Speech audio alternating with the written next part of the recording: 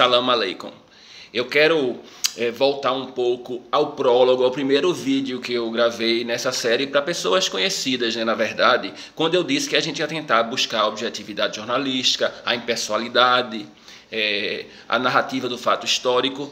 E, verdadeiramente, quando eu tratei tanto da partilha da Palestina como principalmente da Nakba, a catástrofe, aí eu não consegui ficar alheio ao que me move, ao que motiva, ao que me influencia. E também porque a gente está vivendo nesse tempo de quarentena, inclusive uma baixa imunidade emocional, nessa solidão quarentenal. A gente está vivendo hoje, sábado, 30 de maio, uma semana muito dura, muito difícil. Estamos chegando àquela marca dos 30 mil, das vidas que não importam, né? Pode ser que hoje ou amanhã já isso se verifique, e aí é lógico que a gente não está alheio a isso. Então eu vou resgatar um pouquinho para ser mais objetivo e dizer que efetivamente houve o conflito, né? Houve luta entre os egressos da Europa, aqueles e do leste europeu, enfim, da Rússia, da Polônia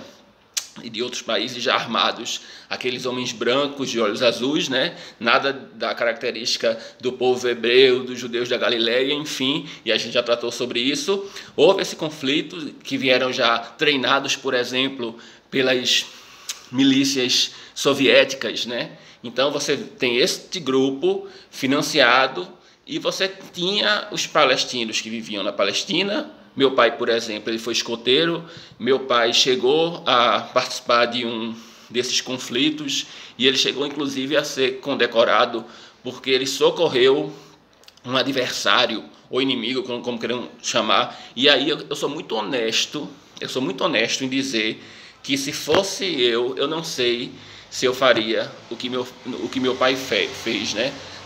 Eu tenho uma reverenda anglicana, que hoje não está mais na Diocese do Recife, mas a gente dialoga muito à distância mesmo. Ela tem cobrado esse nosso desafio de ser cristão e amar as pessoas que nos perseguem.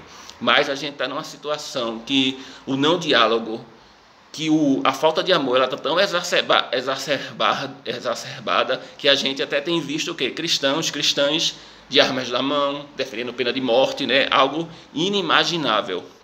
Então, existiu o conflito, os países árabes vizinhos, as nações árabes, como eu disse, com uma certa demora, implementaram uma guerra contra aquele recém-criado Estado, autoproclamado Estado de Israel. Houve uma derrota e, a partir dali, é um cenário, a gente vai também chegar na Guerra Fria. Eu falei sobre a agência de refugiados criadas pela ONU. É bom também dizer que eu falei em 13 nações, 13 países que foram contra a partilha proposta pela ONU, lembrando que a ONU não era constituída por tantos países como hoje, né? Cerca de 26 foram favoráveis, enfim, muitas abstenções. Então, a gente está aí num cenário totalmente desolador para a causa palestina. No seio da universidade, no seio dos estudantes, dos movimentos estudantis, começa a surgir um esboço do que a gente pode chamar de Revolução Palestina, de insurreição palestina. Já na década de 50 que começam a surgir movimentos de contestação àquele período de ocupação da Palestina por Israel. E aí, já em 1964, surge a OLP, a Organização para a Libertação da Palestina. Quem vem fazer essa criação da OLP é um egípcio, Yasser Arafat. Eu estou com um lenço típico palestino, kufiyeh, que é uma marca, inclusive, que Arafat traz para a causa palestina. A OLP, ela treina militantes palestinos para enfrentar já o poderoso exército de Israel, porque aquelas milícias do Irgun, Stern, Haganah, enfim, daqueles grupos paramilitares, elas se transformam nas forças de segurança de Israel.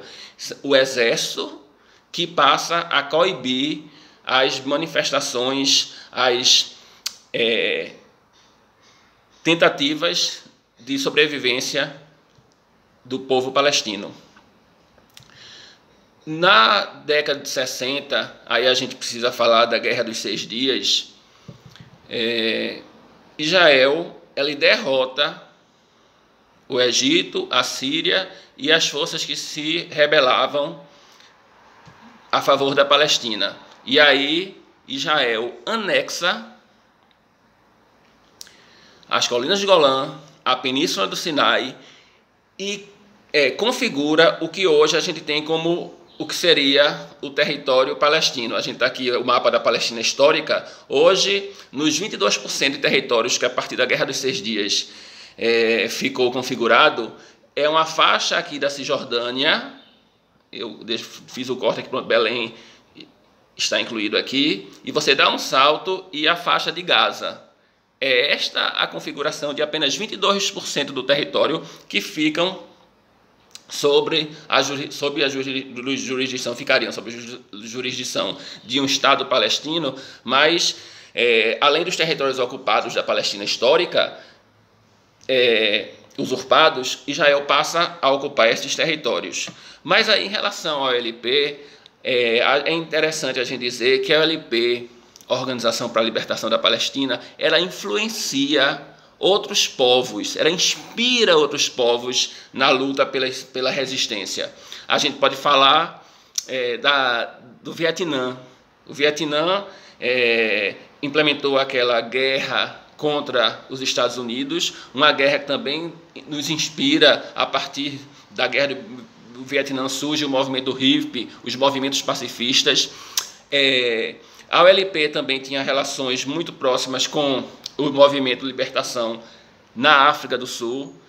Tanto é que Nelson Mandela sempre foi um defensor da causa palestina. Dele é uma frase que diz: nossa liberdade é incompleta se não estiver a liberdade também do povo palestino.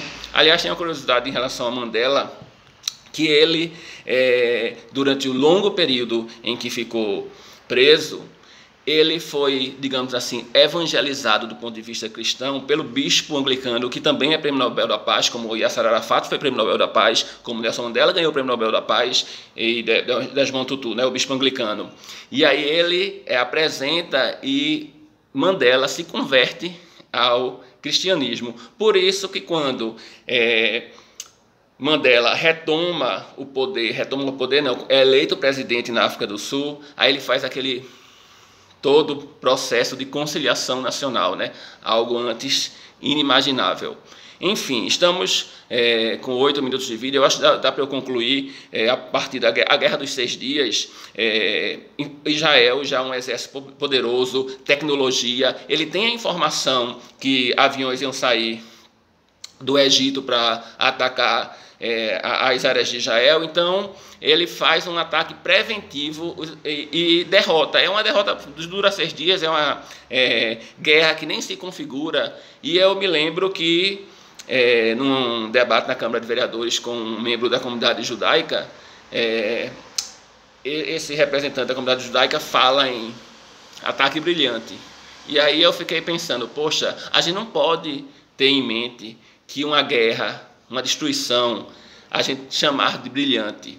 Brilhante, um ataque, eu diria que era um ataque formado por Messi, Cristiano Ronaldo, Ibrahimovic, aí a gente teria mais direito de usar isso. Mas olha só, a gente está com 9 minutos já, a ideia eram vídeos mais curtos, eu vou dar uma paradinha e a gente retoma com uma parte 2 sobre a Organização para a Libertação da Palestina, OLP. Paz seja convosco.